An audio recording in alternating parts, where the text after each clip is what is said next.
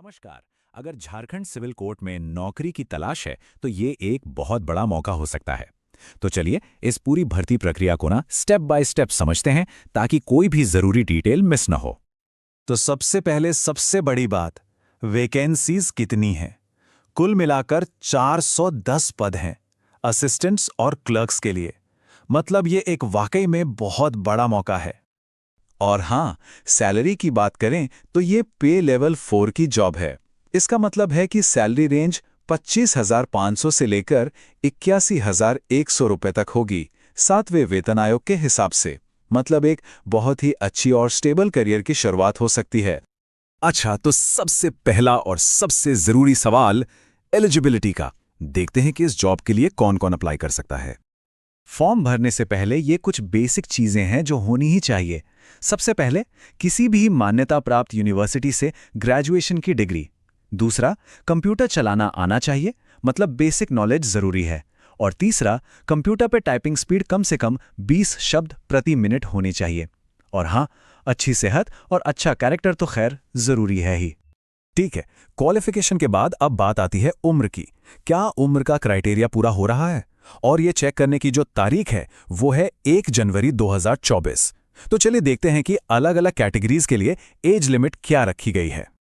इस टेबल से सब कुछ एकदम क्लियर हो जाएगा। देखिए, अनरिजर्व्ड और ईडब्ल्यूएस यानी इकोनॉमिकली वीकर सेक्शन के लिए मैक्सिमम एज है 35 साल। BC1 और BC2 मतलब पिछड़ा वर्ग के लिए 37 साल। अगर महिला कैंडिडेट हैं, चाहे वो अनरिजर्व्ड, ईडब्ल्यूएस, BC1 या II से हों, तो उनके लिए उम्र 38 साल है। ST और SC कैंडिडेट्स, पुरुष और महिला दोनों के लिए ये लिमिट 40 साल है। और हाँ, जो लोग दिव्यांग हैं उन्हें 10 साल की और एक्स सर्विसमैन को 5 साल की छूट मिलेगी। तो अगर एलिजिबिलिटी मैच हो रही है तो अगला स्टेप आता है एप्लीकेशन फॉर्म भरने का। चलिए देखते हैं कि इसे सही तरीके से कैसे भरना है। एप्लीकेशन प्रोसेस को ना इन 5 सिंपल स्टेप्स में बांटा गया है। इनको बस लाइन से फॉलो करना है। सबसे पहले अपने सारे ज़रूरी डॉक्यूमेंट्स इकट्ठा कर लें। फिर दूसरा स्टेप है उन्हें सही साइज और फॉर्मेट में स्कैन करना। तीसरा, ऑनलाइन फॉर्म को बहुत ध्यान से इंग्लिश में भरना है।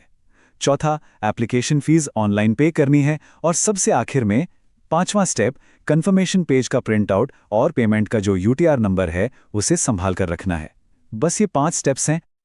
अच्छा, ये जो स्कैनिंग वाला पार्ट है ना, इस पर थोड़ा खास ध्यान देना होगा। जैसे आपकी कलर फोटो और सिग्नेचर दोनों का साइज 10 KB से 50 KB के बीच होना चाहिए। और फॉर्मेट होगा JPG या JPEG। और बाकी जितने भी सर्टिफिकेट्स हैं उनका साइज 100 KB से 200 KB के बीच होना चाहिए। ये डिटेल्स बहुत जरूरी हैं। जरा सी भी गलती हुई तो फॉर्म रिजेक्ट हो सकता है। अब बात करते हैं एप्लीकेशन फीस की। अनरिजर्व्ड, EWS, BC1 और BC2 कैटेगरी के लिए फीस है 500 रुपए और SC और ST कैटेगरी के लिए 125 रुपए है। हाँ, एक बात ध्यान में रखनी है कि ये फीस नॉन रिफंडेबल है, मतलब वापस नहीं होगी। और अच्छी बात यह है कि दिव्यांग लोगों को कोई फीस नहीं देनी है। तो ठीक है, फॉर्म भर दिया, फीस भी दे दी। अब आगे क्या होगा? अब समझते हैं सिलेक्शन प्रोसेस को कि मेरिट लिस्ट तक पहुंचने का रास्ता क्या है। ये चार्ट सब कुछ साफ कर देता है। देखिए, फाइनल सिलेक्शन में रिटन टेस्ट का वेटेज है 90 मार्क्स का और इंटरव्यू का है सिर्फ 15 मार्क्स का। मतलब असली खेल तो रिटन टेस्ट का ही है। सबसे ज्यादा फोकस इसी पर करना होगा। पूरा सिलेक्शन प्रोसेस असल में 3 स्टेज का है। पहला है रिटन टेस्ट जो 90 नंबर का होगा और 2 घंटे का टाइम मिलेगा। इसमें जनरल वालों को 40% और SC ST को 30% मार्क्स लाने होंगे पास होने के लिए।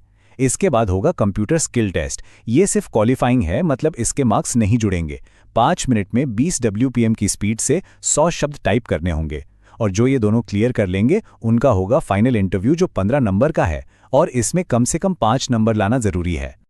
अब जो 90 नंबर का रिटन टेस्ट है उसका सिलेबस भी देख लेते हैं।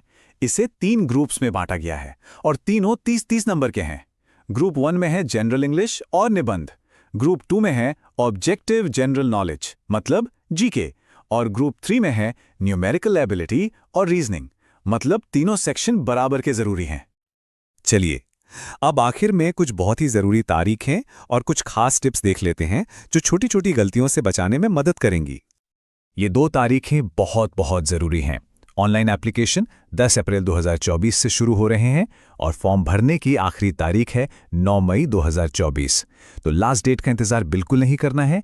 टाइम से फॉर्म भर देना बेहतर रहेगा। एक बहुत ही जरूरी टिप, फॉर्म में जो नाम भरें वो बिल्कुल वैसा ही होना चाहिए जैसा आपके 10वीं के सर्टिफिकेट में है। एक भी स्पेलिंग इधर उधर हुई तो फॉर्म रिजेक्ट हो सकता है, इस बात का खास ध्यान रखना है।